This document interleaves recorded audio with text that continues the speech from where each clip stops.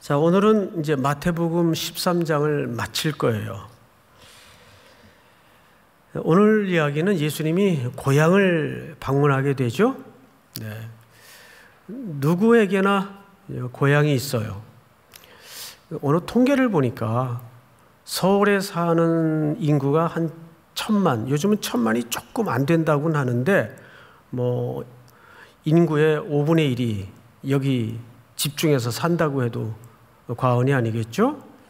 한 1,000만 가량이 사는데 진짜 서울 사람은 20%밖에 안 된대요. 다 외지에서, 지방에서, 서울을 벗어난 지역에서 이제 올라와서 이렇게 서울 사람처럼 이제 살고 있어요. 그중엔 뭐 저도 마찬가지예요. 저도 이제 호적에 보면 본 적이 경북 그 영주, 아주 에헴하는 고리타분한 동네가 있습니다. 영주가 제 본적으로 되어 있는데 사실 자란 동네는 대구입니다. 대구에서 초동 시절을 보냈기 때문에 그쪽에 정서나 또 익숙함이 더 크죠.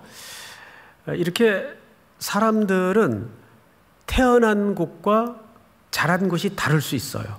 그 어디가 진짜 고향이냐? 여러분 생각에는 어디가 고향일 것 같습니까? 사실 태어난 곳보다는 자기의 어릴 적 정서와 추억이 깃들여져 있는 자란 곳이 고향입니다. 저는 이제 워낙 일찍이 유학의 꿈을 품고 서울로 올라왔기 때문에 깔끔하게 표준말을 씁니다.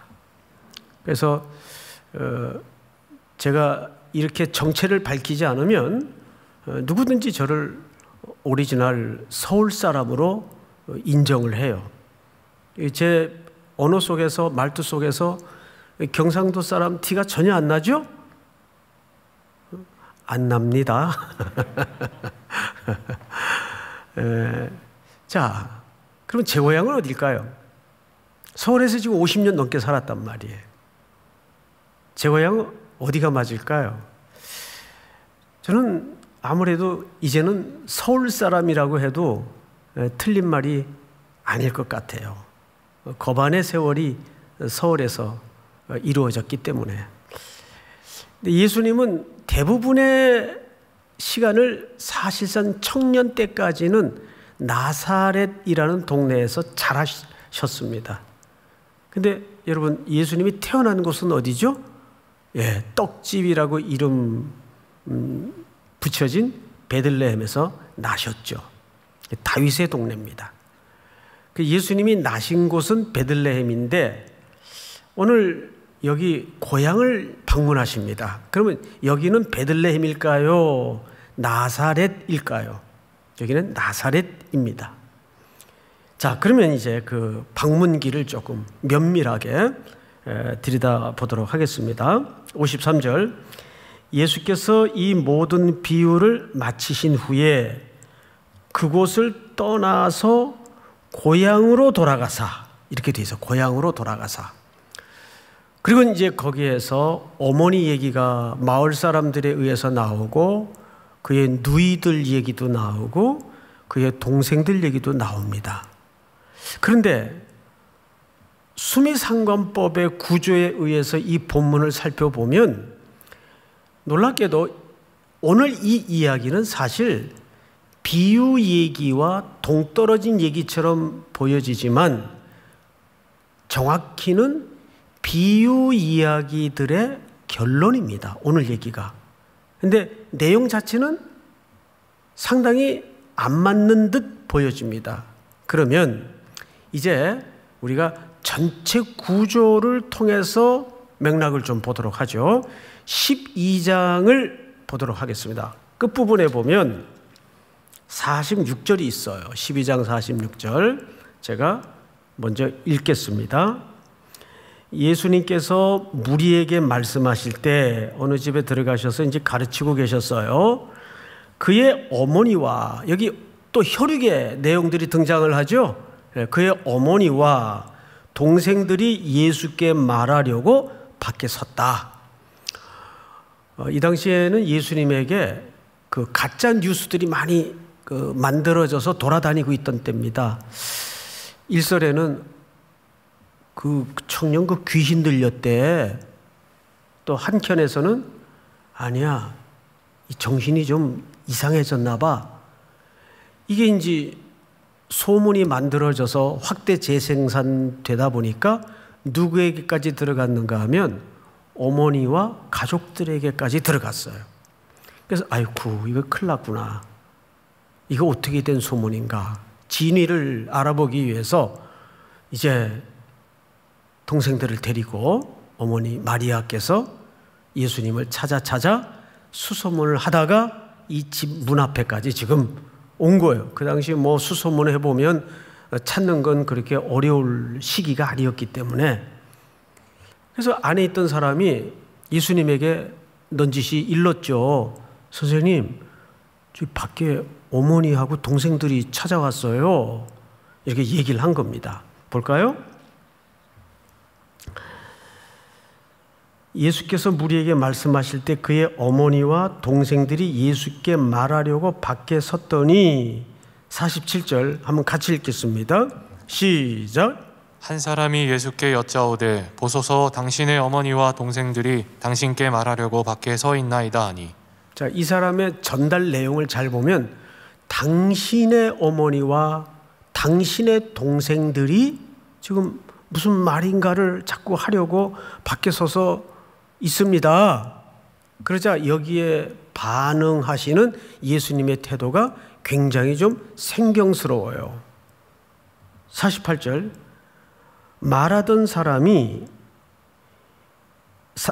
사람에게 대답하여 이르시되 누가 내 어머니며 내 동생들이냐 하시고, 누가 내 어머니며 내 동생들이냐 하시고, 그리고 이제 손을 내밀어서 지금 자기 앞에 앉아 말씀을 듣는 제자들을 가리키면서 이렇게 얘기하시는 거예요. 손을 내밀어 제자들을 가리켜 이르시되 나의 어머니와 나의 동생들을 보라.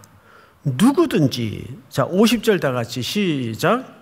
누구든지 하늘에 계신 내 아버지의 뜻대로 하는 자가 내 형제요 자매요 어머니이니라 하시더라. 여러분, 여기서 예수님은 놀랍게도 가족의 새로운 개념을 정리하십니다. 누가 내 어머니고 누가 내 형제냐? 사람들은 이때까지만 해도 혈연이 판단의 근거였고 이해의 기초였어요. 그런데 예수님은 그거를 일절 제거하시고 누가 내 어머니고 누가 내 형제가 되겠느냐? 내 아버지의 말을 듣고 그대로 행하는 자가 내 어머니가 되고 내 공동체, 내 형제가 된다는 새로운 정의를 여기서 말씀하고 있는 겁니다. 그러고 나서 무엇이 베풀어지고 가르쳐지기 시작했죠? 비유. 한 4가지의 비유를 그때부터 쭉 설명하시는 거예요. 그러면 이 비유에 일관되게 흐르는 교훈은 뭐냐 하면 참된 하나님의 가족들, 참된 주의 백성들의 기초, 가치가 무엇이어야 하는가를 이 비유를 통해서 쭉 설명하시다가 오늘 본문 13장 53절을 보면 제가 읽겠습니다. 예수께서 이 모든 비유를 마치신 후에 그곳을 떠나서 고향으로 돌아가사. 자, 그리고 또 비유를 마친 비유의 교훈을 다 가르친 다음에 또 마무리를 뭘로 하세요? 고향에서 혈육에 관한 이야기로 마무리를 하세요. 그러니까 오늘 이 비유의 결론은 하나님의 가족과 하나님의 백성이 되는 원리는 무엇이어야 하는가를 사실상 가르치고 말씀하고 싶었던 겁니다. 자, 이제 그 부분을 조금 자세히 들여다보도록 하겠습니다. 고향으로 돌아가사 그들의 회당에서 가르치시니, 자, 앞을 잠깐 보실까요? 어디서 가르치셨어요? 그들의 회당에서 가르치셨어요. 예수님의 시각에서, 예수님의 입장에서 이 회당은 어떤 느낌을 갖는 회당이었을 것 같습니까? 여러분, 해외에 오랫동안 있다가 이제 귀국을 하고 나서 사실 마땅한 성도의 심성이라면 어디를 제일 가보고 싶을까요? 자기가 신앙생활하던 교회를 제일 가보고 싶었을 거예요. 적어도 이 마을의 회당은 아버지 손에 붙들려 어렸을 때 드나들었을 회당이었을 거고, 아버지 일찍 돌아가신 다음에 어머니 손에 의해서 함께 출입했던 회당이었을 겁니다. 그런 의미에서 예수님은 회당 오빠였어요. 청년 시절까지 요즘 교회 오빠가 있듯이 아주 성실한 그런 청년이었을 겁니다. 게다가 지금 그 회당에 앉아있는 말씀을 들으러 온 사람들은 예수님의 시야에도 낯선 사람들이 아니에요. 다 익숙한 사람들이에요. 아유, 저 어르신이 저렇게 벌써 늙으셨구나. 아유, 저 형님은 세월을 정통으로 맞았구나. 이게 다 이제 눈에 들어온단 말이에요. 그러면 반대로 청중들의, 그 나사렛 사람들의 회당에 들어앉아 있는 시선에서 비추어진 예수님의 모습은 어떤 모습이었을 것 같습니까? 굉장히 대견했을 것 같아요. 아유, 저 집을 우리가 너무 잘하는데 찢어지게 가난했던 집이지. 근데 잠깐 어디 안 보이더니 어디 갔다 온 거야? 아주 인물도 달리 보이고, 게다가 이 회당에 들어와서 지금 그 어려운 율법을 가르친다니, 유대인들, 특별히 고향 사람들의 입장에서는 그 청년 예수님이 얼마나 기특해 보였을까요? 아, 그래, 뭐 무슨 가르침을 하나 한번 들어나 보자 하고 이제 기대 반 설렘 반으로 앉아서 들었겠죠. 즉 그런 상황이란 말이에요. 청중도 예수님을 너무 잘 알아요. 어릴 적부터 사람들에게 키가 자라고 지혜가 자라며 사랑스러움을 받았던 예수예요. 그렇죠, 여러분? 누가복음 2장에 보면.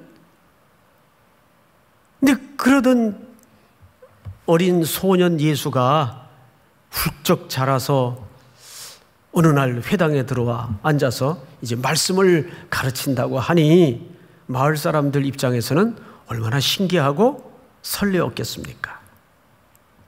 그리고 예수님의 눈에도 이 마을 사람들의 그 낯익은 정겨운 풍경이 참 감개무량했을 게고, 성경에는 예수님이 고향을 방문한 일이 2번 등장을 해요.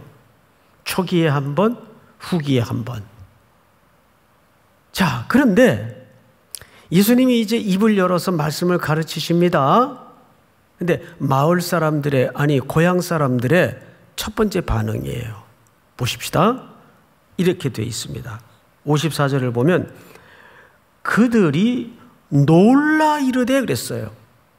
이것은 그냥 놀란 게 아니에요. 아이 깜짝이야, 이런 놀람이 아니고 경이로움에 압도되는 놀람이에요. 아니 이게 무슨 일인가. 경이로움에 압도되는 놀라움이에요. 믿겨지지 않는 놀라움이에요. 왜? 놀라움의 반응의 내용을 좀 들여다보면 이렇게 돼 있어요. 이 사람의 지혜와 이런 능력이 그랬어요. 여러분, 여기 지혜까지는 이해가 되는데 오늘 본문 안에서만 보면 예수님이 능력을 행한 기사가 나와 있어요? 안 나와 있어요? 안 나와 있어요. 그런 걸로 봐서 이제 학자들은 이렇게 추정을 해요. 합리적 추론이죠. 능력이라는 단어가 있는 걸로 봐서는 능력을 일부 행하신 거는 맞는데 그 기사는 생략이 된 거예요, 실질적으로. 그래서 마을 사람들의 반응의 요지는 두 가지 때문입니다. 예수님의 가르침에 놀라고, 우리가 너무도 익숙히 잘 알고 있는 그 청년인데 갑자기 능력을 행하는 모습에 또 한 번 놀라고, 이렇게 된 거예요. 자, 그러면 우린 여기서 너무 그 작구에 매달리고자 하는 것이 아니라 이 놀라움의 이유를 알아야 돼요. 도대체 이 사람들이 왜 놀랐을까? 그 이유를 모르면 오늘 메시지는 놓치고 지나가는 거죠. 왜 놀랐을 것 같아요, 여러분? 한번 생각해 보셨어요? 마을 사람들이, 아니 고향 사람들이 왜 예수님의 가르침과 또 그 능력 행하심에 왜 압도되는 경외함으로 놀랐을까요? 이제 그 이유를 좀 보십시다. 자, 성경을 보세요. 56절, 55절. 이는 그 목수의 아들이 아니냐. 그러니까 이건 뭐죠? 마을 사람들이 이 청년에 대해서 너무 잘 알고 있는 거예요. 익숙한 사실이에요. 그 어머니는 마리아 맞지? 그리고 그 형제들은 야고보, 요셉, 시몬, 유다라 하지 않느냐? 그 누이들은 우리와 다 함께 있지 아니하냐? 이게 놀람의 근거입니다. 그럼 지금까지 예수님에 관련되어서 마을 사람들이 인지하고 있던 이 놀라움의 근거가 되는 내용들은, 문장들은 뭐죠? 익숙함이에요. 이 마을 사람들은 예수님의 성장기에 대해서 낯선 사람들이 아니에요. 익숙함이에요. 예를 들어서 지금 여러분들 가운데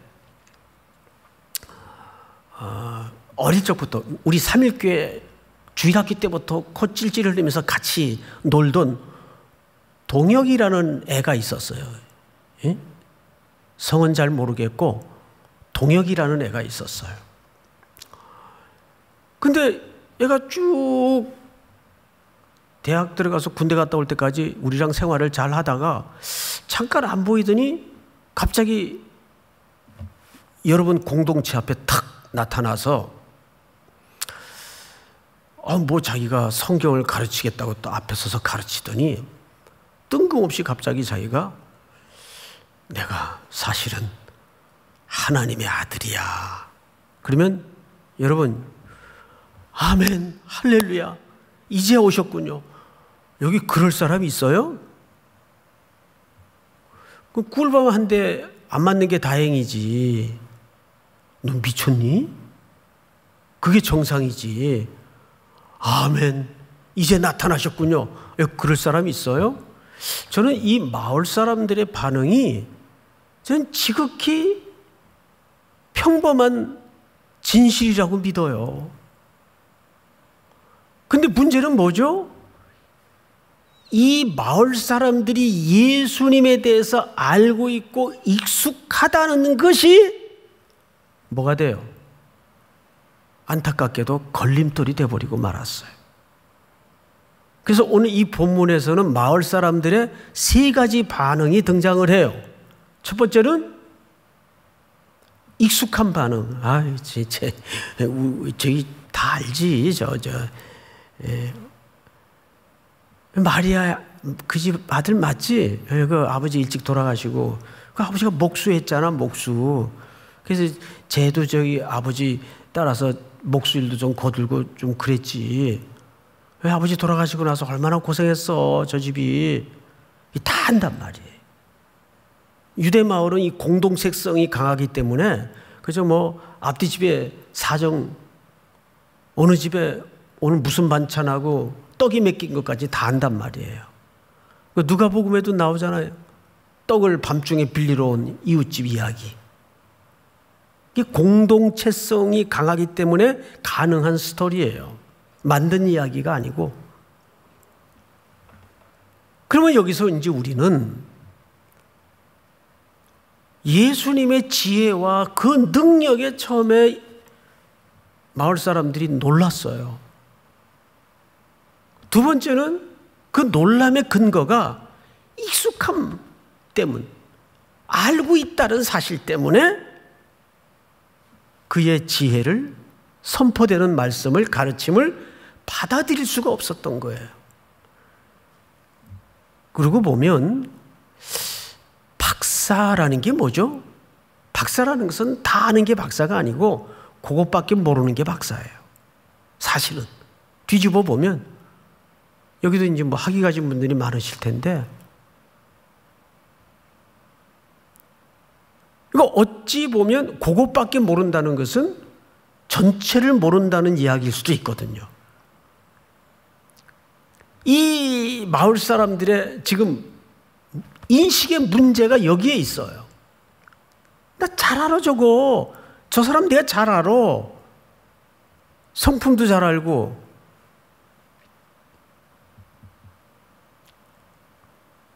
그러다 보니까 예수님이 선포와 가르침에 대해서 도무지 믿을 수도 없고 받아들일 수도 없는 거예요. 그럼 우리 같으면 안 그러겠냐고요? 우리도 마찬가지예요. 그래서 이번 고난주간에는 한 주간의 기도를 통해서 선포되는 말씀을 통해서 좀 내가 알고 있던 신앙생활의 그 익숙함으로부터 좀 멀어지는 연습을 해야 될 것 같아요. 내가 확신하고 있던, 내가 알고 있던 것들로부터 좀 낯선 연습을 해야 될 것 같아요.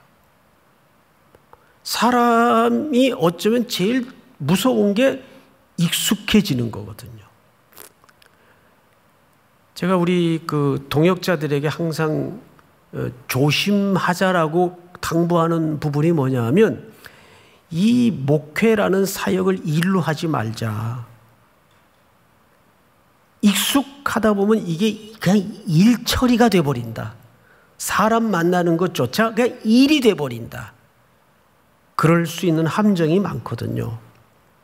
그 장례를 우리가 또 만나서 그걸 목회적으로 처리를 해야 돼도 그냥 일이 되는 거예요. 그게 또 정말 내 가족으로서의 슬픔으로 가슴에 이렇게 느껴지는 것이 아니라, 이게 왜 이렇게 되냐 하면 익숙함이 가져다주는 무서운 함정이에요.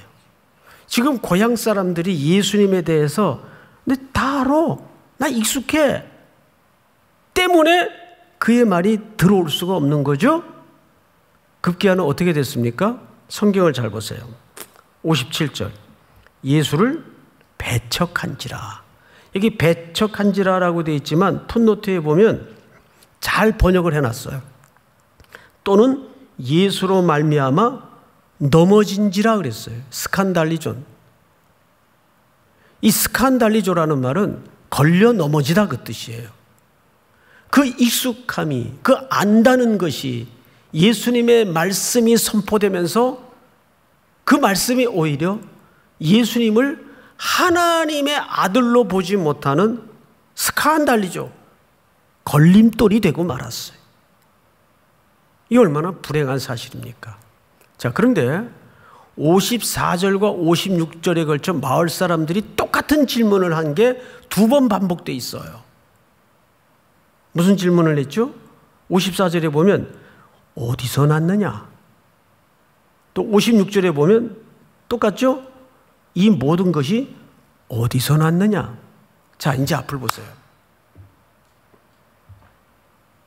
이 마을 사람들의 질문은 사실 놀라움의 질문이었고, 불행하게도 그 놀라움의 근거는 익숙함과 안다는 사실 때문에 나왔던 반응이었고, 급기야는 그들은 예수님을 스칸달리죠.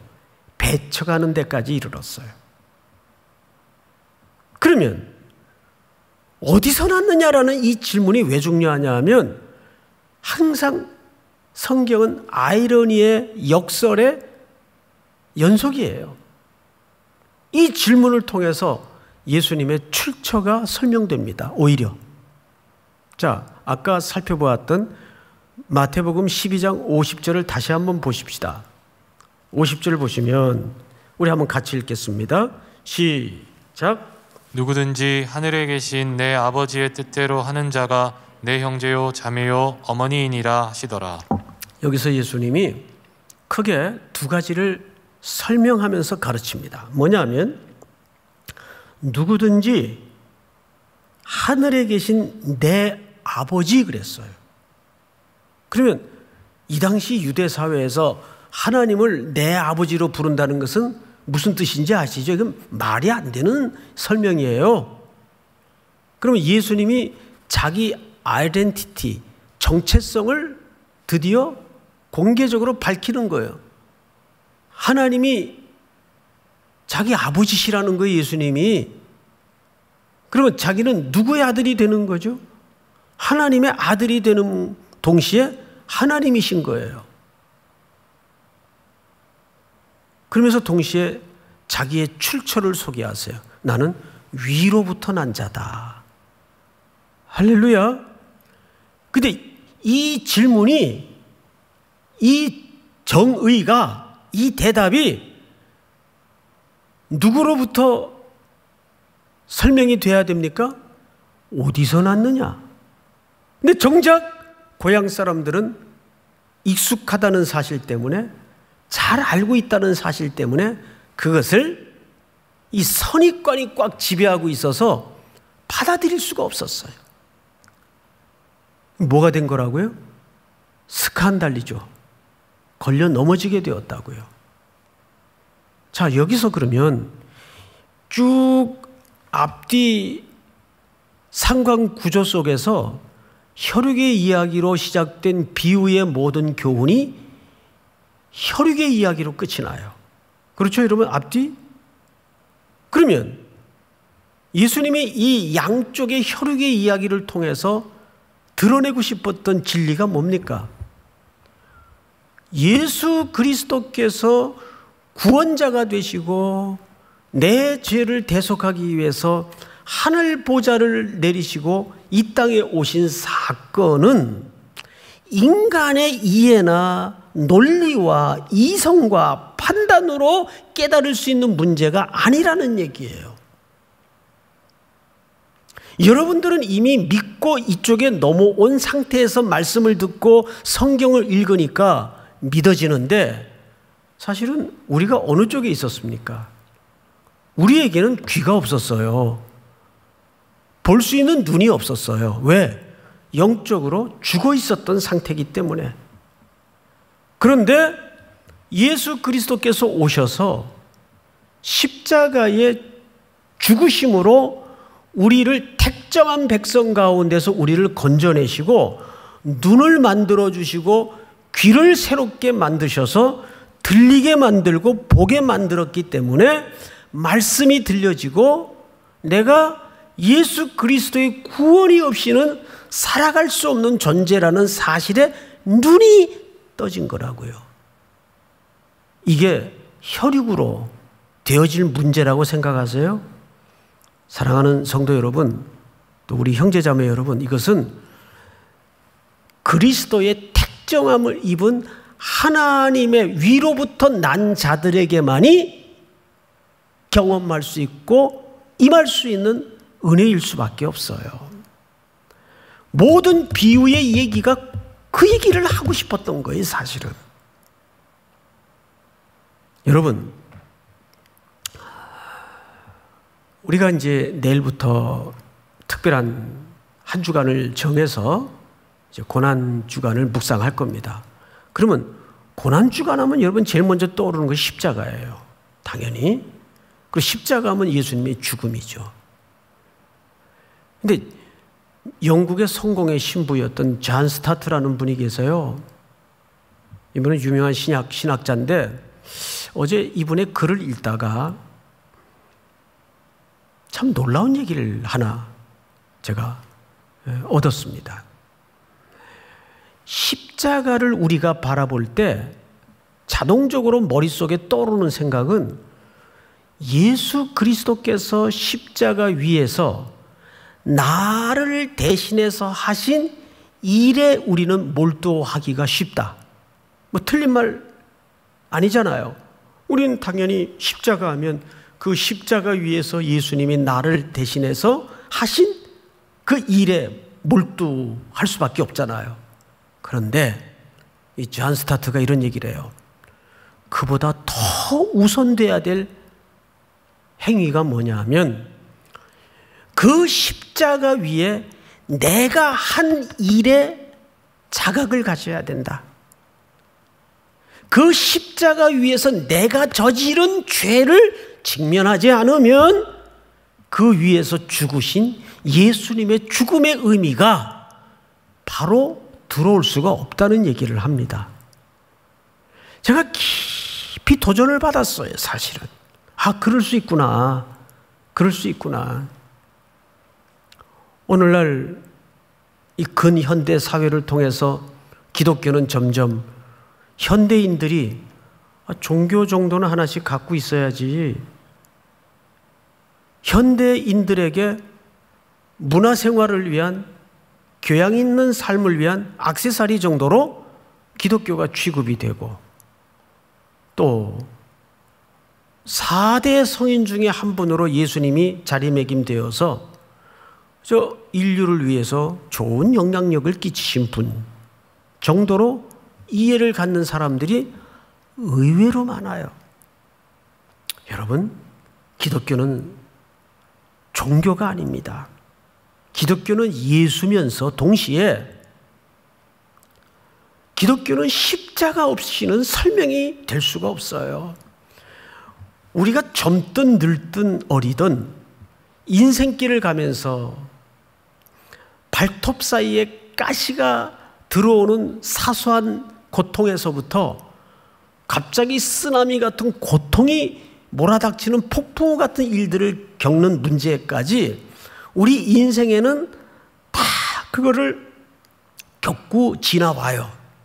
그런데 하나님은 단 한 번도 하나님의 백성들이 겪는 그 고통을 목적으로 주신 적이 없어요. 고통이 목적이 아니에요. 그 풍랑, 그 고통, 그 가시 같은 아픔을 통해서 결국 모든 하나님의 자녀들을 십자가 앞으로 몰아가는 것이 하나님의 진짜 목적이에요. 믿습니까? 그것이 하나님의 참된 의도입니다. 그래서 인류는 누구를 막론하고 배웠던 배우지 못했던 그건 우리가 사는데 본질적인 것이 아니에요. 잘 살든 못 살든 그것은 우리가 살아가는데 본질적인 인생의 목적도 아니에요. 인생은 두 가지밖에 없어요. 십자가에서부터 출발했느냐, 십자가를 통과하지 못했느냐의 싸움밖에는 인류에게 해야 될 싸움이 없어요. 사랑하는 형제자매 여러분,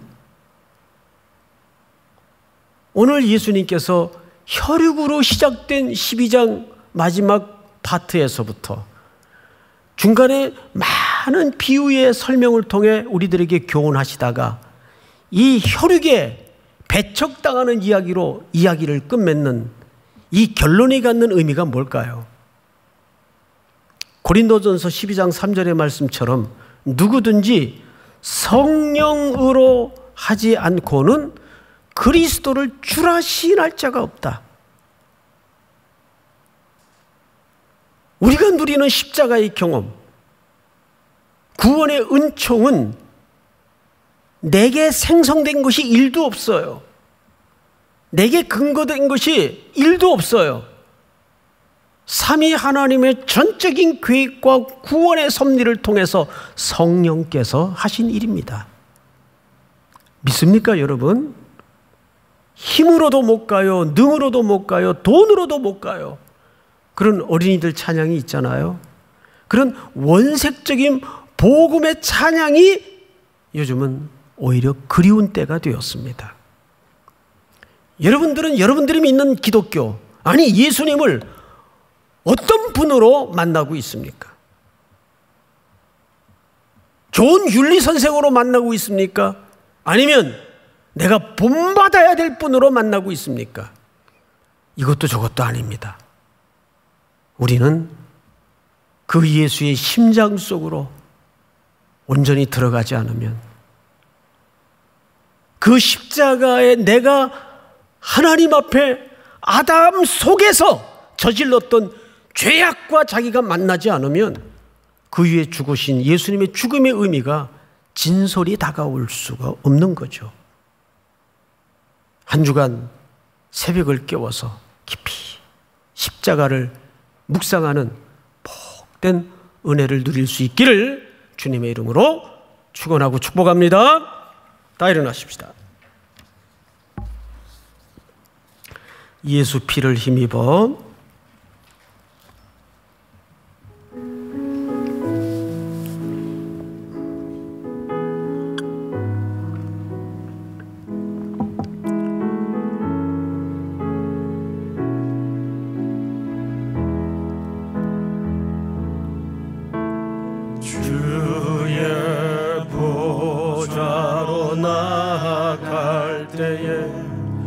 어떻게 나가야 할까?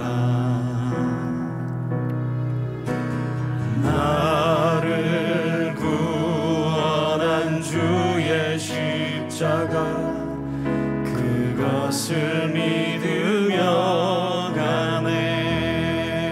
주의 보좌로, 주의 보좌로 나갈 때에 나 여전히 부족하나, 여전히 부족하나.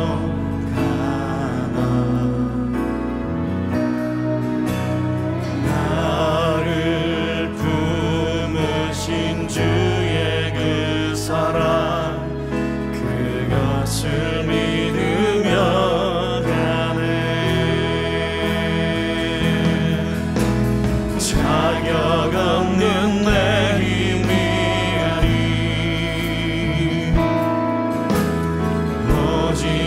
예수님의 보혈로,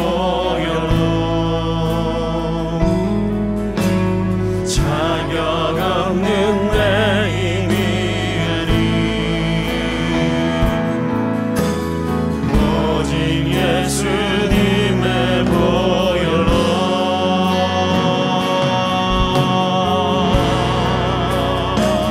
십자가의 보혈, 완전하신 사랑, 힘입어 나아갑니다. 힘입어 나아갑니다.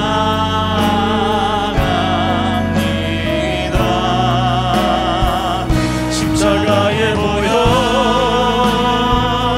완전하신 사랑, 힘입어 십자가의 보혈, 완전하신 사랑, 십자가의 보혈, 완전하신 사랑, 힘입어 나갑니다.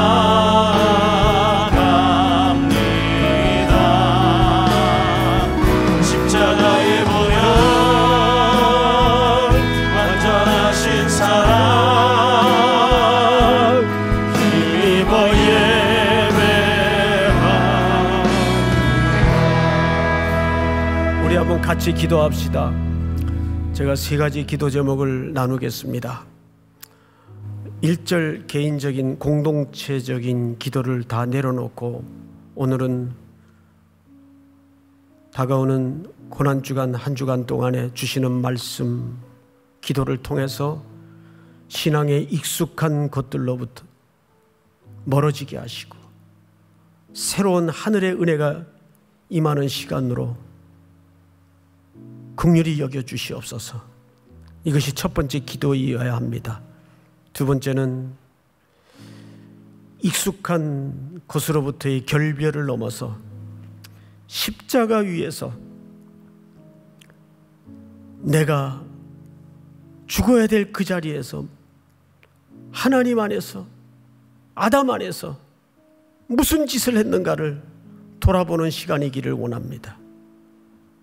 그리고 다시 한번 십자가 외에는 자랑할 것이 없음을 고백하는 인생으로 성공케 하여 주시옵소서. 성공한 인생은 십자가 만나야 성공합니다. 여러분 그렇게 믿으십니까?